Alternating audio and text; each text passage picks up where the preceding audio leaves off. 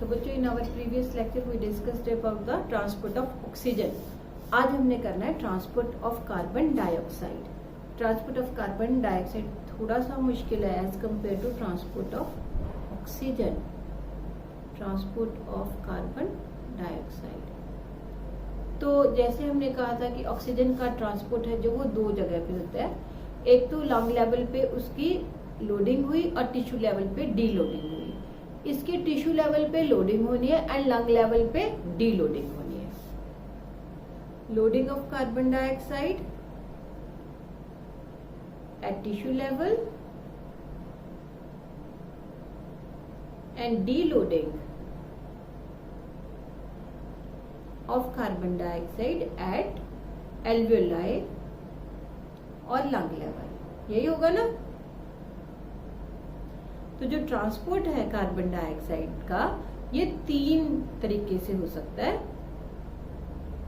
Transport of carbon dioxide occurs in 3 ways. कौन कौन से तीन तरीके हैं? 1 as physical form, physical solution, ठीक है। एंड ये 7% है जो वो फिजिकल सोल्यूशन की फॉर्म में होता है। फिजिकल सोल्यूशन होता है प्लाज्मा में dissolved, that is dissolved in plasma. Second है एज केमिकल सोल्यूशन। ये 70% जो कार्बन डाइऑक्साइड है वो ट्रांसपोर्ट होती है, ये होती है वाया आरबीसीज। और थर्ड है एज कार्बामिनो हीमोग्लोबिन। तो ये नियर अबाउट 23% कार्बन डाइऑक्साइड है जो ये ट्रांसपोर्ट होती है वाया हीमोग्लोबिन, ठीक है। तो सबसे पहले हम शुरू करते हैं फिजिकल सॉल्यूशन। सिंपल है फिजिकल सॉल्यूशन। पिछले लेक्चर में मैंने बताया प्लाज्मा है, प्लाज्मा के अंदर वाटर है, वाटर में कार्बन डाइऑक्साइड डिसॉल्व होगी एंड विल बी ट्रांसपोर्टेड। दूसरा जो है that is as chemical solution. As chemical solution, तो केमिकल सॉल्यूशन की फॉर्म में नियर अबाउट 70% कार्बन डाइऑक्साइड है जो वो ट्रांसपोर्ट होती है। टिश्यू लेवल पे क्या हुआ देखो, eight tissue level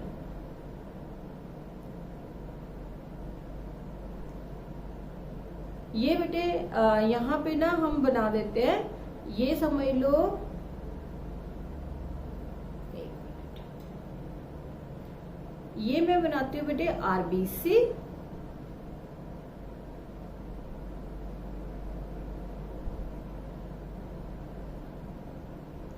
this is RBC, और यहां पे क्या है प्लाज्मा, दिस इज प्लाज्मा। ये जो आरबीसीज है ना बेटे, इनके पास यहाँ पे मेम्ब्रेन में हमने किया था कि प्रोटीन्स हैं जो वो प्रेजेंट होती है। तो यहाँ पे इसकी मेम्ब्रेन में भी प्रोटीन्स हैं जो वो प्रेजेंट होती है जिसके थ्रू ट्रांसपोर्ट होना है। तो ये प्रोटीन्स है in the membrane of the RBCs. जो कार्बन डाइऑक्साइड है, कार्बन डाइऑक्साइड आ गई प्लाज्मा में। तो जो बेटे प्लाज्मा है एज वेल एज आरबीसीज है, इनके पास क्या होता है, एक एंजाइम होता है, जिंक कंटेनिंग एंजाइम होता है जिसको हम बोलते हैं carbonic anhydrase enzyme. Carbonic anhydrase enzyme, ये जो कार्बोनिक एनहाइड्रेज एंजाइम है ना बेटे, ये जिंक कंटेनिंग होता है और इसका टर्नओवर नंबर हाईएस्ट होता है। मतलब ये बहुत स्पीड पे काम करता है with the highest turnover number. Turnover number का मतलब होता है कि कितने टाइम में वो रिएक्टेंट्स है या सबस्ट्रेट है उनको प्रोडक्ट में कन्वर्ट करते हैं। तो इसका टर्नओवर नंबर क्या होता है, हाईएस्ट होता है। अब बेटा ये दोनों जगह पे प्रेजेंट है। Carbonic anhydrase enzyme is present mainly in RBCs, but it's small amount is also present in plasma। तो इसकी थोड़ी अमाउंट प्लाज्मा में भी प्रेजेंट होती है। अब सब ध्यान से देखना, जो कार्बन डाइऑक्साइड है जो वो तो सिंपली ऐसे डिफ्यूज हो जाएगी बेटे।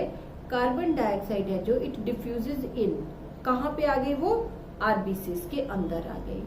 आरबीसीज में आके ये जो कार्बन डाइऑक्साइड है ये कंबाइन करती है with water in the presence of enzyme carbonic anhydrase, और ये बना देता है बेटे H2CO3। ये रिएक्शन है जो वो रिवर्सिबल होती है, और H2CO3 है जो ये फिर रिवर्सिबली कन्वर्ट हो जाता है into H ion and HCO3 ion, that is bicarbonate ion. Clear? Carbon dioxide जो कहाँ से, टिश्यू लेवल से उसने उठानी है, वो कार्बन डाइऑक्साइड है जो कहाँ चली गई, आरबीसीज के अंदर चली गई। आरबीसीज में काफी अमाउंट में कार्बोनिक एनहाइड्रेज एंजाइम प्रेजेंट है, तो उसने कार्बन डाइऑक्साइड एंड वाटर को रिवर्सिबली मैनर में कंबाइन कर दिया, बना दिया carbonic acid. H2CO3 is carbonic acid. Carbonic acid dissociate हो गया, क्या बना दिया, H ion plus bicarbonate ion. अब बेटे ये जो बाइकार्बोनेट है ना, ये इस प्रोटीन की ये जो चैनल्स है ना, इसके थ्रू बाइकार्बोनेट बाहर चला गया, क्योंकि नेगेटिवली चार्ज आयन है जो वो बाहर गया है, तो इसको बैलेंस करने के लिए, नहीं तो देखो क्या होगा कि ब्लड में पॉजिटिव आयन H आयन बढ़ जाएगा, अगर H आयन बढ़ा तो ब्लड है जो वो एसिडिक हो जाएगा नेचर में। तो इसलिए इसको बैलेंस करने के लिए जो प्लाज्मा है ना बेटे, प्लाज्मा से क्लोराइड आयन है जो वो अंदर आ गया। ठीक है, जो ये है दैट इज ये वाला HCO3 बाहर गया, उसके टर्न में क्लोराइड आयन अंदर आ गया, और इस फिनोमिना, इस प्रोसेस को हम क्या बोलते हैं, इसको हम बोलते हैं क्लोराइड शिफ्ट, या इसको हम बोलते हैं हैमबर्गर इफेक्ट। हम इसको क्या बोलते हैं, हैमबर्गर इफेक्ट। अब ये जो बेटे आया ना HCO3 बाहर आया इन द प्लाज्मा, ये प्लाज्मा में जो हमने किया था कि सोडियम आयन प्रेजेंट है, क्लोराइड आयन प्रेजेंट है, तो ये HCO3 कंबाइन करेगा विद सोडियम आयन, और ये रिवर्सिबली बना देगा NaHCO3, सोडियम बाइकार्बोनेट। ये बन गया सोडियम बाइकार्बोनेट, यहाँ पे प्लस आ गया, यहाँ पे माइनस आ गया, तो ये बफर का काम करता है। अब आ जाओ ब्लड के अंदर। ब्लड के अंदर क्लोराइड है जो वो आ गया। अब जिस लेवल पे बेटे इसने लोड होना था कार्बन डाइऑक्साइड ने, उस लेवल पे, टिश्यू लेवल पे जो हीमोग्लोबिन है उससे ऑक्सीजन ने भी क्या होना था, डिसोसिएट होना था। तो जब ऑक्सीजन है जो, हम यहाँ पे ये लिखते हैं, कलर हम दूसरा लेते हैं, ये ले लेते हैं। तो यहाँ पे ना बेटे जब वो हीमोग्लोबिन है जो वो ऑक्सीजन के साथ कंबाइन करके आता है ना, तो वो पोटेशियम के साथ ऐसे होता है, ये पूरा कॉम्प्लेक्स बना होता है। तो KHbO2, ये जो पोटेशियम आयन है, ये समझ लो जो ब्लड है, हीमोग्लोबिन है, उसकी जो pH वैल्यू है उसको मेंटेन करता है। अब यहाँ पे टिश्यू लेवल पे जहां पे लोडिंग होनी थी, वहां पे इसको डिसोसिएट होना है, तो K अलग हो गया, Hb अलग हो गया, ऑक्सीजन अलग हो गया। ये ऑक्सीजन कहाँ चला गया, बाहर चला गया। और ये जो है ना बेटे H आयन, ये जो H आयन पड़ा हुआ है, अगर H आयन यहाँ पे पड़ा रहेगा तो ब्लड की pH वैल्यू क्या हो जाएगी, डिक्रीज, एसिडिक हो जाएगा ब्लड। इसलिए ये जो Hb है ये H आयन के साथ कंबाइन कर गया रिवर्सिबली, और ये बन गया HHb। हालांकि इसका मतलब मैंने थोड़ी डिटेल में करवा दिया आपको। तो ये मतलब क्या है, हीमोग्लोबिन है जो वो बफर का काम करता है, ये pH वैल्यू को ना इंक्रीज होने देता है ना डिक्रीज होने देता है।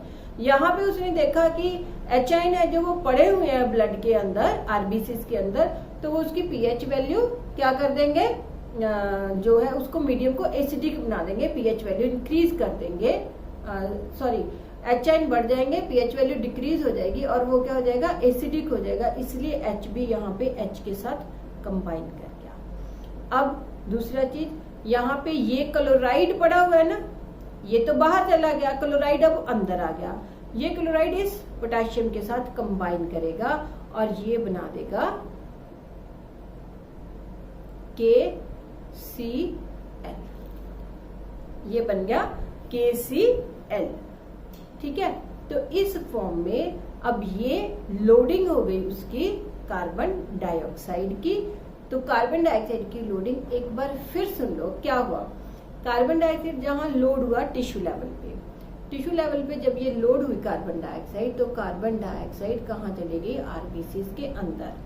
आरबीसीज में प्रेजेंट है एंजाइम कार्बोनिक एनहाइड्रेज। ये इसने कार्बन डाइऑक्साइड एंड वाटर को कंबाइन कर दिया, रिवर्सिबल मैनर में बना दिया H2CO3, that is carbonic acid. Carbonic acid dissociate होता है into H and bicarbonate ion. Bicarbonate है जो वो बाहर चले जाते हैं और उसके बदले में क्लोराइड अंदर आ जाता है। इसको हम बोलते हैं क्लोराइड शिफ्ट या हैमबर्गर इफेक्ट। अब ये जो HCO3 प्लाज्मा में गया था, ये प्लाज्मा के सोडियम के साथ कंबाइन करता है और बना देता है सोडियम बाइकार्बोनेट। अब एक तो यहाँ पे अब आरबीसीज के अंदर क्लोराइड पड़ा हुआ है और दूसरा HN पड़ा हुआ है। इनका क्या होना है, उधर जो हीमोग्लोबिन है टिश्यू लेवल पे उसको डिसोसिएट होना है फ्रॉम ऑक्सीजन। तो ये जो हीमोग्लोबिन है ऑक्सीजन के साथ जब कंबाइन करता है तो ये पोटेशियम आयंस भी उसके साथ कंबाइंड फॉर्म में प्रेजेंट होते हैं। तो ये डिसोसिएट हुआ, उसने पोटेशियम आयन अलग कर दिए, H भी अलग हो गया, ऑक्सीजन है जो उसने टिश्यूज को दे दी। ऑक्सीजन तो बाहर चली गई, H भी है जो ये इस H के साथ कंबाइन कर जाएगा सो दैट कि ब्लड की पीएच वैल्यू है जो वो मेंटेन रहे, तो ये HH भी बन गया। और जो पोटेशियम था ये वाला पोटेशियम ये Cl के साथ कंबाइन कर गया और ये बन गया KCl।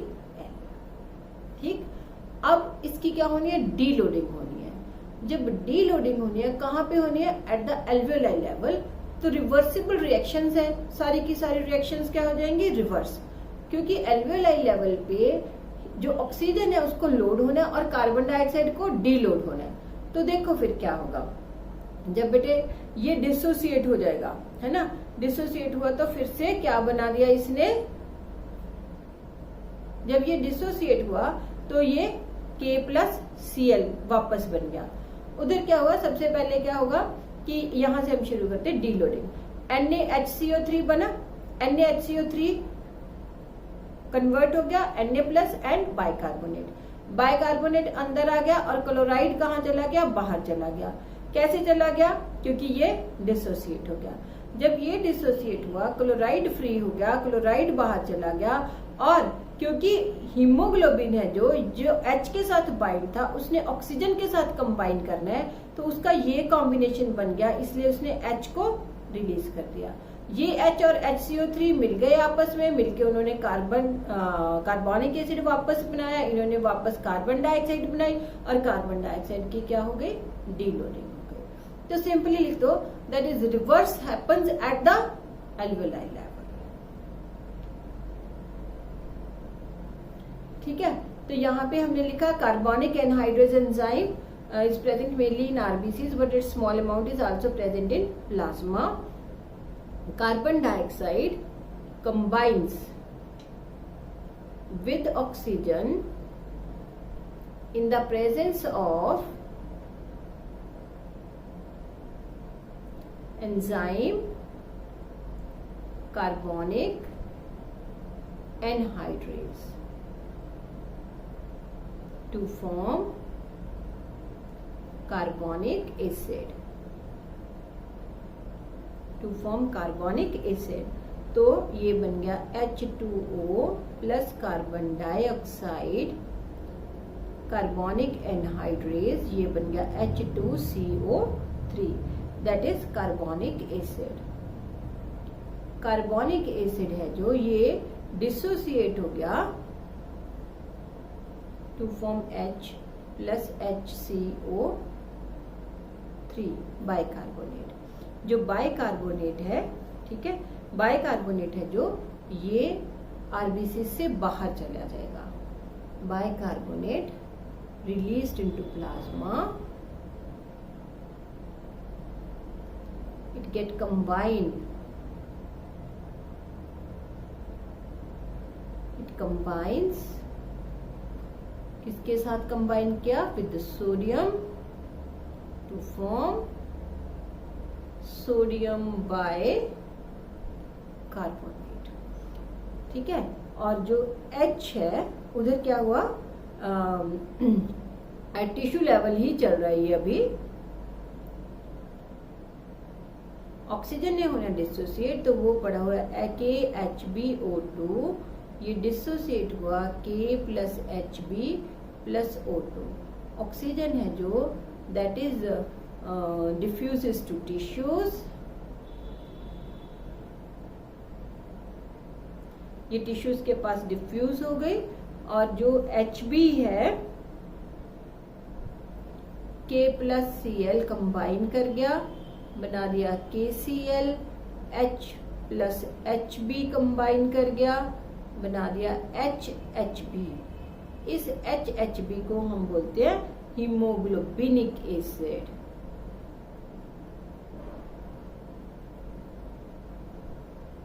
Haemoglobinic acid. ठीक है, तो जो ये था हमने लिखा यहाँ पे bicarbonate comes out of RBCs and chloride goes into RBCs. This is known as chloride shift or Hamburger effect. It is also known as Hamburger effect. ठीक है, तो क्लोराइड और पोटेशियम हमने लिख चुके हैं, and reverse happens at the alveoli level. Reverse happens at alveoli level, सारी reactions हैं जो वो रिवर्स हो जाएंगी, and there is deloading of carbon dioxide. तो दो फॉर्म्स की ट्रांसपोर्ट कर ली, अब तीसरी फॉर्म है जो ट्रांसपोर्ट की, एज कार्बामिनो हीमोग्लोबिन। तो हीमोग्लोबिन है जो नियर अबाउट 23% ऐसे ट्रांसपोर्ट होती है कार्बन डाइऑक्साइड। जो बेटे हीमोग्लोबिन मैंने पहले भी बताया था आपको, इसके दो पार्ट्स हैं, one is haem and other is globin. या ग्लोबिन प्रोटीन है तो ये उसका अमाइनो पार्ट हो गया। हीम है जो वो हमने बोला ऑक्सीजन के साथ कंबाइन करता है टू फॉर्म ऑक्सी हीमोग्लोबिन, जबकि ग्लोबिन पार्ट है ना जो बेटे ये कार्बन डाइऑक्साइड के साथ बाइंड करता है। तो इसका मतलब ऑक्सीजन एंड कार्बन डाइऑक्साइड इकट्ठे कैरी कर सकता है हीमोग्लोबिन, दोनों एक दूसरे में इंटरफियर नहीं करेंगे, क्योंकि ऑक्सीजन है जो वो हीम के साथ बाइंड होती है और कार्बन डाइऑक्साइड ग्लोबिन पार्ट के साथ बाइंड हो रही है। तो ग्लोबिन प्लस कार्बन डाइऑक्साइड बन गया, इसको हम बोलते हैं कार्बामिनो हीमोग्लोबिन। कार्बामिनो हीमोग्लोबिन ये होता है ऐसे, वैसे जरूरत नहीं आपको, ये अमाइनो ग्रुप लिखा है मैंने, ये कार्बन डाइऑक्साइड लिखी है, और ये बन जाता है कार्बामिनो हीमोग्लोबिन। ठीक है, तो जो बेटे कार्बन मोनोऑक्साइड होती है ना, कार्बन मोनोऑक्साइड इसके साथ बाइंड करती है, वो ऑक्सीजन को डिस्प्लेस कर देती है from haemoglobin, as a result वो फैटल होती है। बट जो कार्बन डाइऑक्साइड है वो ऑक्सीजन के साथ इंटरफियर नहीं करती, ये अपना अलग बाइंड होती है, एंड ऑक्सीजन है जो वो हीमी पार्ट पे अलग से बाइंड होती है। तो जो हमारा डीऑक्सीजनेटेड ब्लड है, डीऑक्सीजनेटेड ब्लड भी हमारा पर 100 ml ऑफ डीऑक्सीजनेटेड ब्लड ये डिलीवर करता है approximately 4 ml of carbon dioxide to alveoli.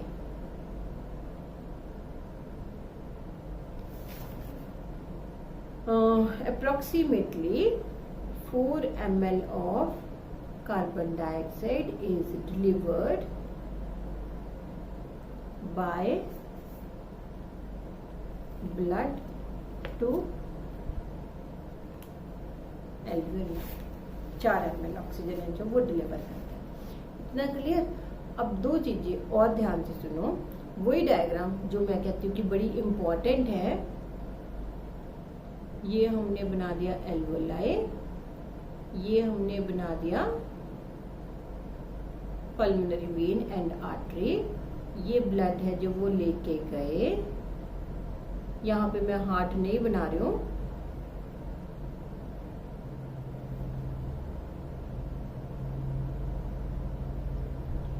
ठीक है। तो ये ब्लड है जो वो लेके गए, हार्ट नहीं बना रहे हम यहाँ पे,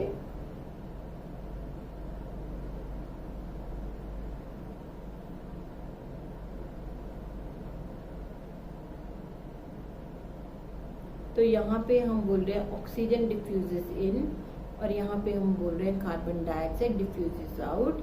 यहाँ पे हम बोल रहे हैं ऑक्सीजन की डीलोडिंग एंड कार्बन डाइऑक्साइड की क्या हो गई, लोडिंग हो गई।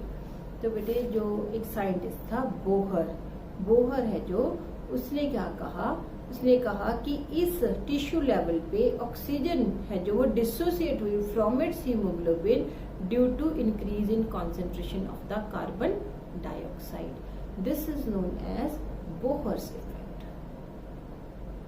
This is known as Bohr's effect. मतलब कि जो हमने सिग्मोइड कर्व बनाई थी, है ना, जब वो डिसोसिएट हो गया वहां पे ऑक्सी हीमोग्लोबिन जो है वो डिसोसिएट होता है, उस टाइम पे उसको बोहर इफेक्ट बोलते हैं। क्योंकि वो कहता जो हीमोग्लोबिन है वो अपनी ऑक्सीजन से, ऑक्सी हीमोग्लोबिन कॉम्प्लेक्स किस लिए ब्रेक किया, यहाँ पे हीमोग्लोबिन है जो वो ब्रेक डाउन हो गई इनटू ऑक्सीजन उसने दे दिया, और हीमोग्लोबिन अकेला रह गया due to increase in concentration of the carbon dioxide. दूसरा, अगर हम ये एल्वेओलाई लेवल पे देखें तो वो कहता है कि ऑक्सीजन है जो डिफ्यूजेस इन, क्यों diffuse, because carbon dioxide diffuses out, कि कार्बन डाइऑक्साइड है जो वो बाहर जा रही है और इसलिए ऑक्सीजन है जो वो अंदर आ रही है। तो इसको हम बोलते हैं हेल्डेन इफेक्ट। ये जो बेटे बोहर इफेक्ट एंड हेल्डेन इफेक्ट है ना, ये सिर्फ आपको एमसीक्यूज के लिए करना है, अदरवाइज आपकी थ्योरी में कुछ भी बोहर इफेक्ट या हेल्डेन इफेक्ट है जो वो नहीं दिया हुआ। तो जब लोडिंग होनी है कार्बन ऑक्सीजन की तो लगना है हेल्डेन इफेक्ट, और जब डी लोडिंग होनी है ऑक्सीजन की तो लगता है बोहर इफेक्ट। ठीक है, तो ये this was all about the transport of carbon dioxide and oxygen. बाकी कोई डिफिकल्टी हुई तो मुझसे पूछ लेना, अदरवाइज ये सारा कुछ जो जहाँ पे लोडिंग हुई जो फैक्टर्स वहां पे है, जहाँ पे डी लोडिंग हुई वहां पे उसके रिवर्स फैक्टर्स है जो वो हो जाएंगे। तो this was all about the transport of gases. बाकी हम करेंगे नेक्स्ट लेक्चर में।